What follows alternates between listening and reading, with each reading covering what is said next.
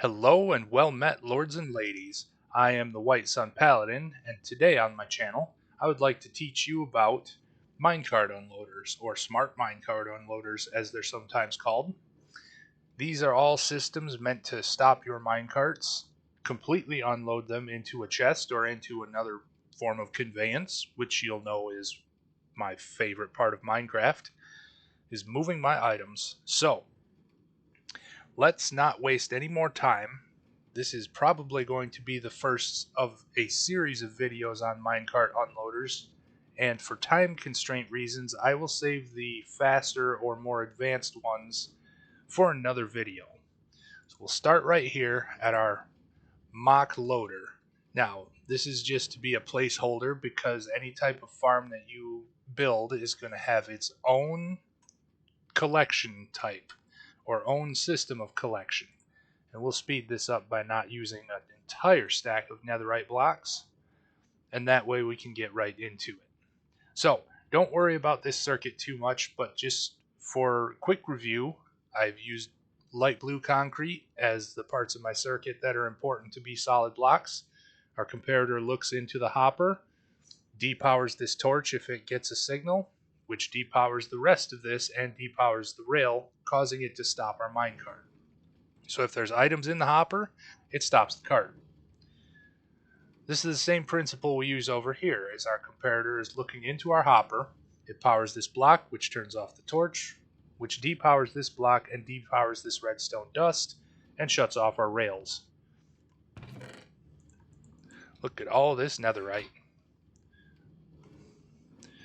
So, for a quick demonstration of how it works, we'll put a half stack in there, and we'll watch this cart come back over here, be stopped on the rails, and be unloaded. This is fairly straightforward and simple. As you can see the whole circuit right here, no problem. And it does its thing. It's fairly slow to unload, but it gets the job done. It's very basic, and no, you cannot use this side by side. The redstone dust, or excuse me, the signal powering the redstone dust would go side to side, and if one cart or one hopper had any items in it, it might depower 3 or 4 to either side that you were that you would require to be moving otherwise. And we'll see later some problems with having power on at the wrong times. So to solve that little issue, we have this circuit for unloading. Now, well, if it's not, we can show this one. This is the same principle, except the circuit is a little bit differently shaped, and it uses a repeater, so you could set these next to each other and go 33 million blocks off in that direction or that direction. That's just the size of a Minecraft world, generally. Now you'll see our comparator has detected items in the hopper. It powers the redstone torch, or powers the block which depowers the torch. It depowers this block and the repeater, and this block which depowers the rails. But no, we have an issue. Our comparator is off and our circuit is back on, so our rails are powered. But the problem is, our cart's not going anywhere. Now, we're going to run into this same issue with this unloading system, which is the same circuit, however, it's offset by 1 block. I'll try and get a look here so that you can see them both at the same time and see the difference there. That is to help you have the powered rails in the proper place to catch the cart over top of the rails. All of these share a similar issue that the carts can get out of sync or out of place and not get moving again. Between these 3, or this next one that I'm about to show you, see, look, our cart gets over top of the block entirely, or over top of the hopper, and then the hopper empties out and reactivates the circuit before our cart is actually empty. See, it's only losing a couple items each time. So, what to do about that? As I was saying, any one of these 4 will be good for you to tinker with and discover what works best. The issue comes down to possibly server timing, possibly realms and what that is, chunk loading, or just Bedrock being Bedrock, because sometimes Bedrock just breaks or it bugs out. So, this is one that I've designed myself. Uh, the slanted rails here mean that no matter where the cart is, it has gravity to help push it back down. And as long as the circuit is on and not broken for some reason, it will get back to the loading. You'll have to tinker around with where your powered rails are and the rest of the rail to keep things moving, but you'll see this is the one I have had the fewest issues with. I use it in my own survival world all the time. Our circuit is pretty much the same, except that our hoppers are all lined up here. This one and this one are your required hoppers. This one could be the chest by itself, but I've chosen to have a hopper facing outward into another chest so we can have a large one. And then you can even run hoppers downward or to the other sides, however you'd like to do it. Once again, this is just my favorite personal design. Any one of these will work eventually in your worlds. You'll just have to fiddle around and find out what exactly it takes to make yours work the best. So finally, the one issue with all of these is they either need to go into chests and then hoppers, or chests and then dispensers, or moved on to item elevators like in my other videos. These over here are for use with water conveyance, which we've seen in another one of my videos. So, what we have here between these two is almost the same circuit, except we have added, in place of this block behind the comparator, or block next to the comparator, we've used a piston. It's a sticky piston so that it can push and pull this observer up and down, and these two observers will be looking at each other. And when two observers are looking at each other and one gets a signal, they start an endless clock that's pretty fast. So, our comparator looks in the block, checks into the hopper, which moves our items down into a dropper.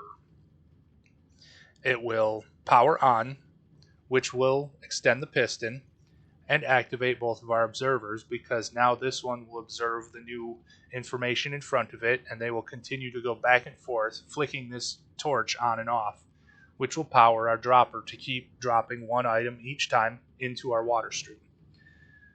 Other than that, the circuit is the same. The torch powers the block, powers the repeater, powers this block, powers the rails to be on or off, and stop our cart accordingly. So, let's demo this one, even though I bet you all can guess that we are going to have a similar issue to our rail unloader here. Also, as a general overview, use chests unless you need to use a hopper for item collection. See, we have the same problem here, where our cart gets all the way over. So to that end, we'll use my favorite solution of the tilted rail. This is the exact same circuit, except that this rail is tilted upwards, just to solve that one issue. You'll see they all come out of the dropper and land in our water stream, which is not optimized for this. But that's not what this video is about, so I'm not overly concerned about it. We could quickly put blue ice in here and have our things moving out of the way. I see that our cart is still getting too high up, so that none of it is over top of the hopper, and we're having the same issue. However, they still will be unloaded. And we're still having that issue over there as well. But all of our items are making it, except there is a bit of a problem. Is that when when this is working more appropriately, once in a while you'll see an item or two get stuck in the dropper. So if that is completely unacceptable to you, we have a variation here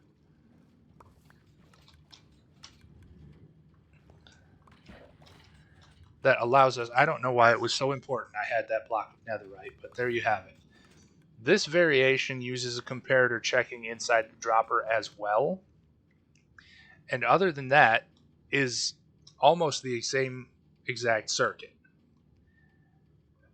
It is quite a bit taller because you had to have another comparator in here for that, but it does the same job and it will make sure every last block of netherite is out of that dropper when we're done.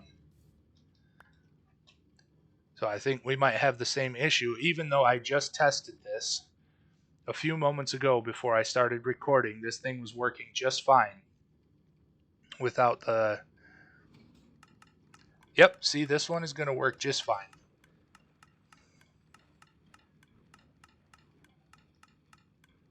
You'll see that all of our items are activating at least one of the comparators, and it makes sure to get rid of all of them before the end, or before it allows the cart to be, or the rails to be repowered and the cart to move on. So let's try one more time over here, because as I said, sometimes Bedrock just behaves badly. In the last attempted recording, this one broke, and that one worked just fine. So, we will see.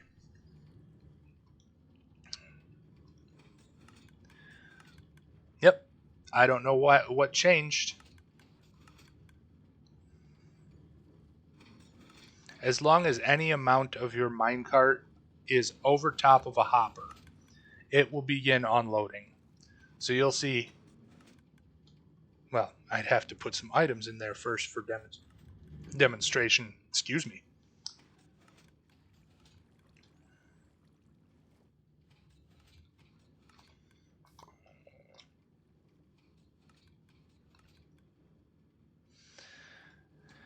So we'll look right on there. See, only a few pixels of that minecart and chest are over top of this hopper. But, as I was saying, as long as any of them are, it will unload.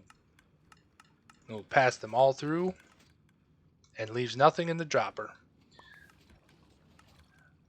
So, this is really all I've had for you for today. Oh, did that one just work back there? Nope, not completely. As you can see, though, it's dropping them all into the water stream, which is moving them all along right to us. So there you have it. If you would like to unload your carts to a water stream, these three will be your helpers. If you would just like to unload them to a chest or to another hopper line or even to another minecart set, you could take one of these circuits and recreate everything under it, or under the chest, recreate this circuit there and move it onto another rail line. Though why you wouldn't just move the rails if they're going in the same direction, I don't know. However, it's up to you. So this is the White Sun Paladin. May you be blessed on your next adventure, and I am off to the next quest.